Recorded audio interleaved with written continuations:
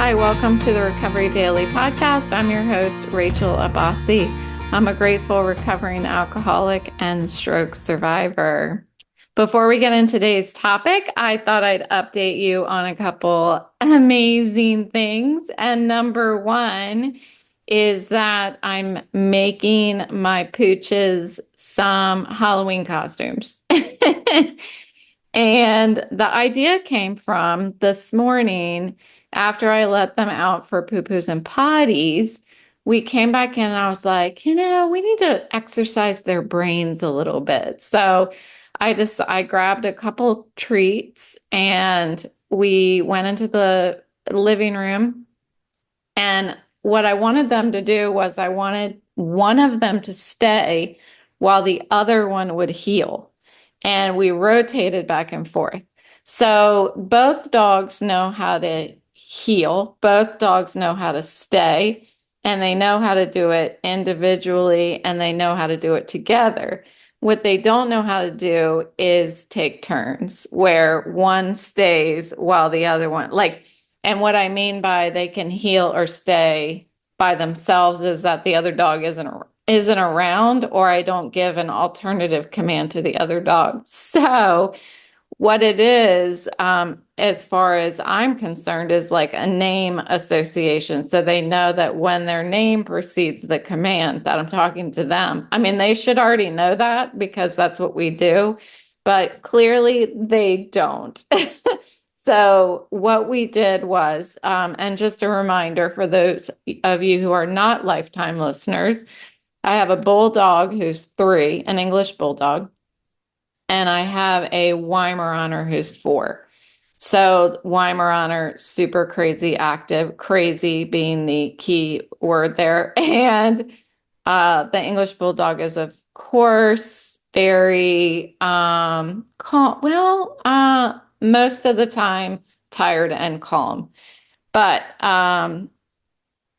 together it is a handful. And so they went to some trainers, and the trainers worked with me, and the dogs are pretty amazing as far as training goes. And we did it. Okay, so I had both dogs stay, I had both dogs heal, but then when I tried to have Autumn stay and Boris heal, that was a no-go. Autumn could not understand the fact that she needed to stay while Boris healed. If I say the word heal, Autumn comes to my side, no matter what I say before it. Except for right now, she's not doing it, but she is looking around at like, what are you talking about? There is no side, you're sitting down. So anyway, she knows I'm talking to my podcast people. And but then if I switched it where Boris would stay and Autumn would heal, it took like 3 tries and then everything was magic. So Boris very much knows how to stay and knows how to heal. Autumn knows how to stay and she knows how to heal, but they don't get what's happening there. So they got to eat lots of treats. And when I was walking away, this is my point. I actually had a point. When I was walking away, I said, "Oh, you guys did lots of tricks and got lots of treats." And I went, "Ding, ding," and a big light bulb showed up over my head. And I was like, trick or treating. They need a costume. So my obsessive self went right upstairs and opened a box of material that I got from my mom that's just leftover random material, and decided that I'm going to make a costume for Autumn that is a unicorn. She is the mystical unicorn, and Boris is going to be a gentleman. So he's going to have on a collar and a bow tie, because we already have a bow tie for him. So I thought I'd just make like a suit collar for the bow tie to go in, and maybe a hat. he doesn't do well with things on his head, which is even more reason to make a hat so that he will learn how to have a hat on his head. And then Autumn has a big cone for her head, and I wrapped it in a purple furry material, and it has like white furry material around the base. It's adorable. So that's what I'm doing, and what I plan on doing is showing all of the we call it the people at home. When I post something on Facebook, I call it the people. When I say to my husband, I'm definitely going to post this for the people. It's a joke. So anyway, I'm going to post it for the people, and I'm going to say, this is my dog. These are my dogs trick or treating, and it's going to be brilliant. So stay tuned for that. So I did a little bit of that this morning. And then our back deck and patio, we had demolished. We did have a double deck, and we got that demolished and rebuilt. So we have a new deck and a patio underneath, and it's done. And it got inspected today and it passed. So I sat outside with the dogs by the little fire table that we have and zoned out. I was about this close to drooling because I was so like just completely relaxed. It was so nice. It was chilly outside, but by the fire, like it was great. I did have to come in because Boris kept eating the earth, kept eating all the whatever would fall onto the patio. He decided that he wanted to eat it. So a little training is going to be necessary there too. And then Autumn wanted to get behind the air conditioning unit. I don't know what is happening, but our neighbors have like a bright orange hose that she can see through the fence, and it's kind of like back behind the air conditioner area. I think she thought it was a toy, or else there is a toy back there and I couldn't see it. I don't know, but I had to come in. I couldn't take it anymore. But it's really nice. So that's how my day has gone so far. It's about 3 o'clock, and I think I might venture to take another shower with my heart monitor on, which is very annoying, but I need a shower. So I think that's what we'll do. We're going to make a potato type casserole dish tonight. So lots of good stuff happening. That means that I'm feeling good. That means that I'm feeling like I'm practicing acceptance. I'm finding things that I love, and things are feeling positive today. So I will take it. I will take a good day. It's like I don't want the day to end because it's a good day. I have voiceover class tonight, and if you guys know me well, you're probably thinking, Rachel, you should probably slow down because you're not going to have a good day tomorrow if you don't slow down. And yes, you're probably right. So shower, calm. I think I'll calm down. So thanks for sending me those mental messages. Received. Okay. Today we're going to talk about surrender. And I wouldn't be where I am today, having this great day, if I did not surrender.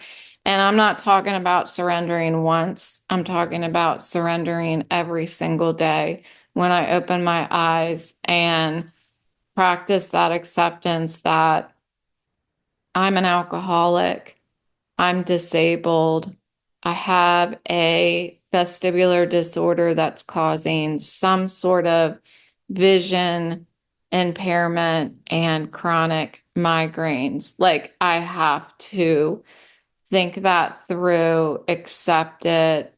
What can I do today, though? You know, that's what I'm doing. I'm waking up and I woke up this morning and I felt terrible. I woke up this morning and I felt very in a very sour mood. And I got up anyway. Just like I tell you guys, I got up anyway. And when I got my dogs out of their crates, they both made me smile. A little tiny smile, but a smile still.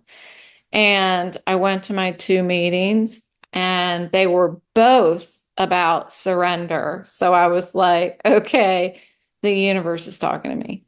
And I shared in both meetings. I don't always share in my second meeting because I feel like I'm just there for entertainment.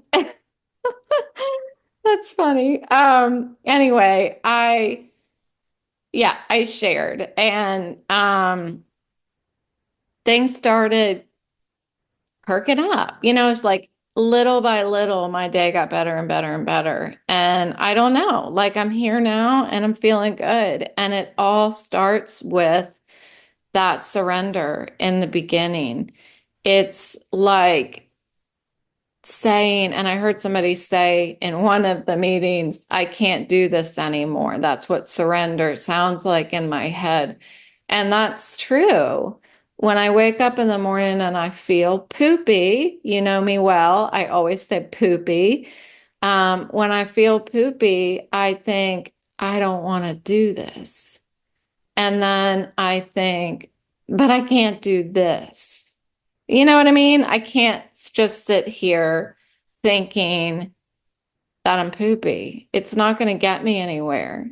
And that's what I did when I first got sober. Like, but I didn't know. I didn't know what I was doing then. I was following direction. People were telling me that I had to surrender. People were telling me that I had to practice acceptance. Like I just kept going to the meetings and listening and listening.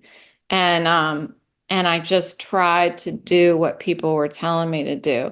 And over time, it it occurred to me that I was surrendering every morning. This isn't some brilliant plan that I sketched out for myself. Like this is what came out of following the steps and following the suggestions that I was listening to in all of those meetings.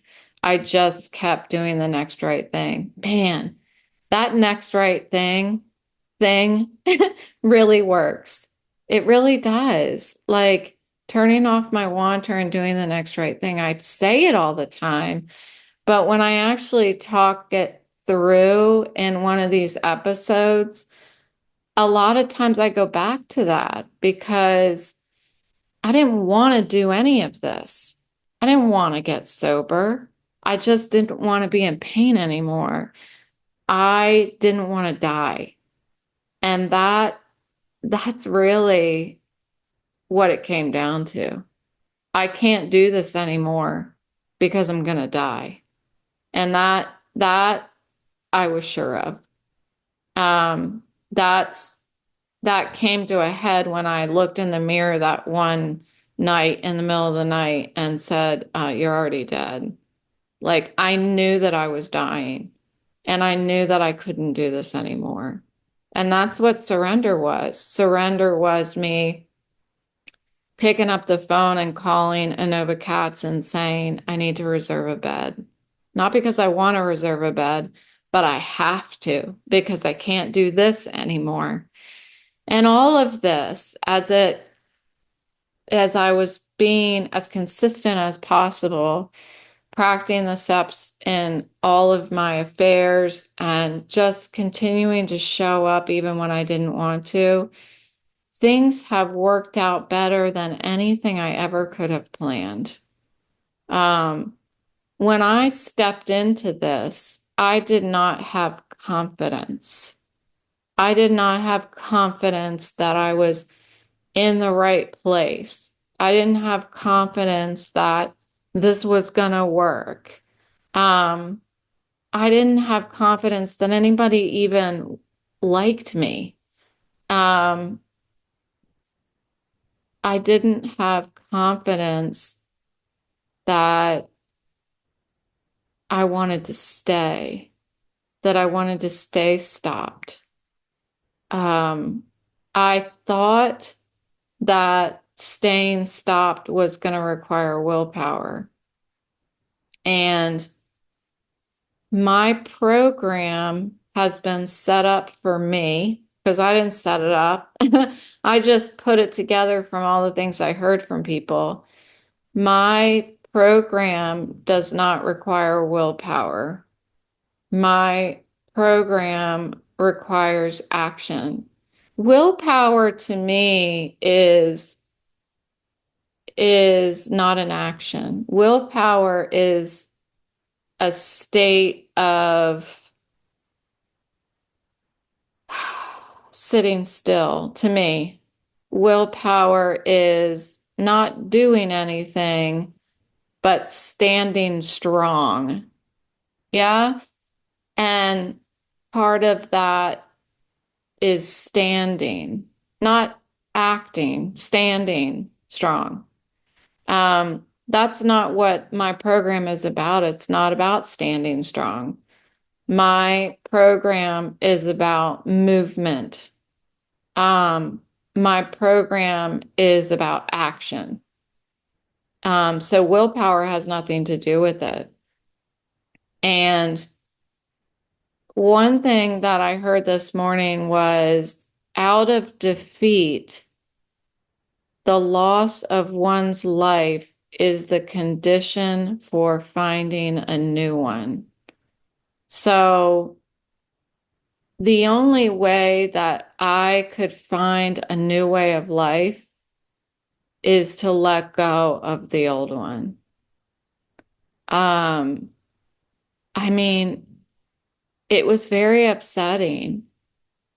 A lot of that crying that I did in the beginning, like every time I opened my mouth in meetings, I cried every single time, every single time. And I'm not talking about for a couple months. It was for a couple years, maybe even more than a couple. I just could not talk without crying because there was so much pain inside me, a lifetime of pain. And I was losing all of that. I think the crying was because I was letting go of something that I was holding on so tight to that it hurt to let it go. Um, we can't add a new way of life unless we remove the old way of life. So it came out of defeat, but it required willingness. I had to, again, it wasn't just once. It wasn't just once that I was like, okay, this is it. Like I'm going in, I'm going all in into the program. It was every day, all day long. I had to surrender. Um, I think that we surrender all the time, but a lot of times in life, what we're surrendering to doesn't hurt so much as when you go from active alcoholism to sobriety. Just when we have conversations with people throughout the day, there's a bit of surrendering that's going on. And if you don't want to, um, it can get quite conflicting. I think we all compromised with each other, and it is a form of surrender, in my opinion. There is no compromise when it comes to sobriety. You have to let go of the old in order to invite in the new. And today I have a low tolerance for mental turmoil and emotional pain. I know what it's like. to go into the depths of despair. I know what it's like to look in the mirror and see someone who's dead, dead in every sense of the way, in word, emotionally, mentally. Oh my gosh, it was terrible. It was terrible. And I don't ever want to go back there again. I don't want to ever look in the mirror and see her again because she was scary. She was scary to me.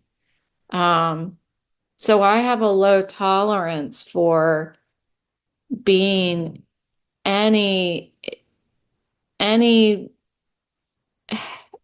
having any feelings that might send me down that path to extreme emotional pain and mental turmoil. So I take action when I start feeling icky. That's what I call it. When I start feeling icky, I have to do something about it.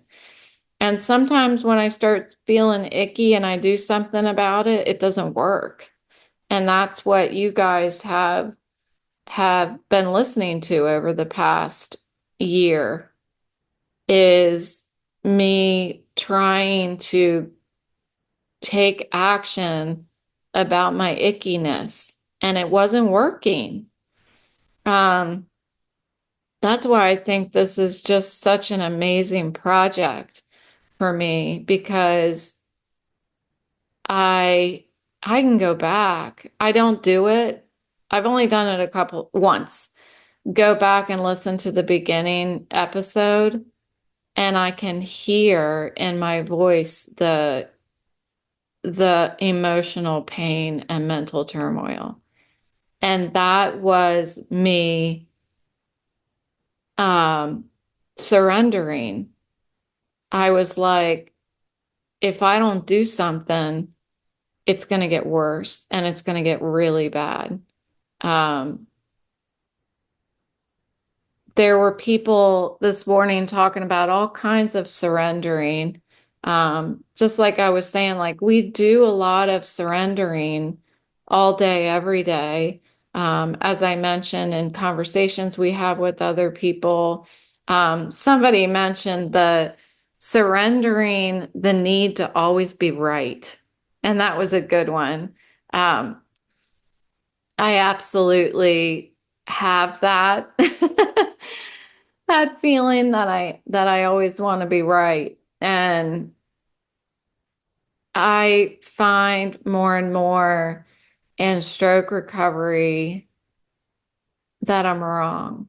I'm wrong a lot now, because I forget a lot of stuff. Yeah, I mean, for the most part, I forget a lot of stuff. And I have to surrender to the new version of me, Rachel 3.0. I can't keep tightening the grip on something that's not going to be, tightening the grip on what shouldn't be. Um, I am who I am right now, and there's no way around it. I need to surrender. So, what crossed my mind this morning was surrendering with trust versus surrendering with desperation. And those those initial surrenders, both when I first got sober, and so this is interesting, and this just occurred to me. The first time I went to detox and I was surrendering, I went into that detox as I've mentioned to you all before, I did not take every suggestion that was given to me. I picked and choose what I thought was going to work in my life. No, I'm not going to go to a addiction counselor. No, I don't need to get a sponsor. I'm not going to go to meetings all the time. And I started drinking again after 2 months. Um, I surrendered that first time out of desperation. And, but I didn't trust that what I was surrendering to was could be a solution for me. The second time I went back to detox 8 months later, I surrendered again out of desperation, for sure. But I went into that detox facility trusting that it could be my solution. And that's when I started taking every suggestion that was given to me. Every suggestion. I'm not exaggerating. Every suggestion. And if I didn't take the suggestion, I would talk to my sponsor about it. And I would say, somebody asked me to share, and this is why I said no. And we would talk about it. And sometimes I was making an excuse, and sometimes it made sense that I said no, because this is a yes program. So I feel guilty if I say no. If I say no, actually in life, I feel guilty if I say no now. But it's a different kind of no. You know how like when somebody asks you to do something and you don't feel like it and you come up with an excuse and you say no, but you feel guilty. I try not to do that anymore. Uh, but I still, if I say no and I actually am honest and say, I don't really feel like it, I still feel guilty. I don't know what that is, but it's a matter of just the word no feels wrong. It feels wrong, like I'm not supposed to say it. But I trusted that second time and I took the suggestions. And I think surrendering with trust, what made all the difference for me staying and continuing to take suggestions. I wouldn't have taken suggestions if I didn't trust that they had my best interests at heart. Um, so a couple things that struck me today was when I listen to other people tell my story, it strengthens my trust. It strengthens my confidence in the act of surrendering because I don't feel alone. There's something there where I don't feel like I'm hanging by a string if I hear somebody else talking about a similar situation. I feel like as soon as I hear somebody else tell my story or articulate how I'm thinking, it like tethers me into this quilt of the fellowship. And it strengthens my willingness to stay and to keep. The longer I'm tethered in, the tighter I have a hold on it. That's what it feels like because I'm absorbing, I'm absorbing everything and I'm really fitting into that quilt of the fellowship.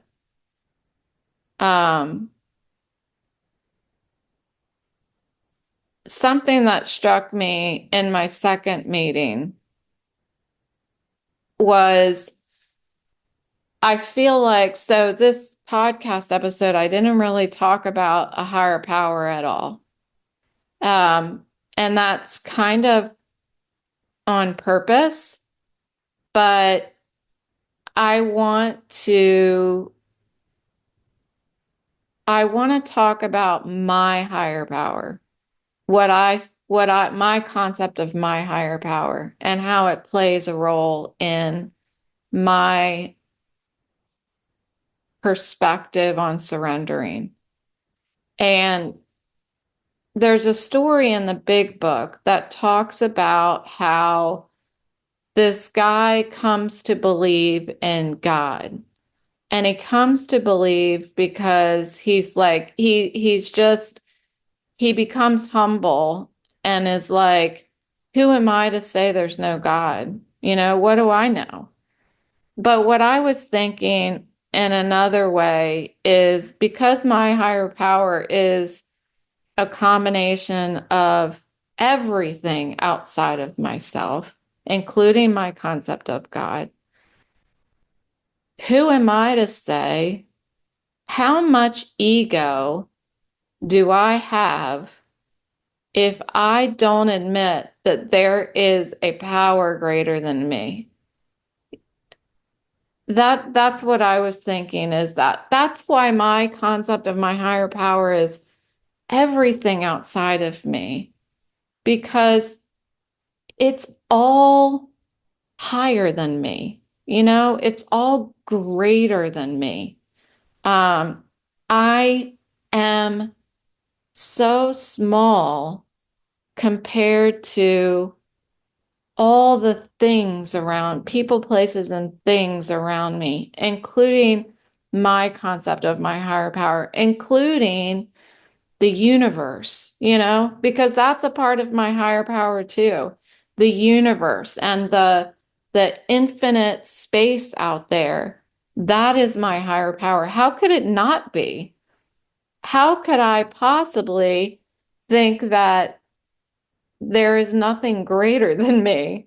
Um, Anybody can work the program. Anybody can work the program of AA, because unless you've got that ego that you just can't admit that there's anything greater than you, it doesn't matter what it is. And that's what I wanted to also drive home today, is that surrender is really becoming humble, I think. Somebody else said today, and I'll end with this. Somebody else said today, and I thought this was really cool. Somebody said, holding on to hold on to a handful of sand, you have to loosen your grip and use an open palm. And that's what I was feeling like, white knuckling, holding on so tight to something that shouldn't be. It just is seeping out through my fingers, you know? But if I have an open palm and I'm willing to hold on to things that can be, you know, if I don't have to force it, they should be able to sit in the palm of my hand.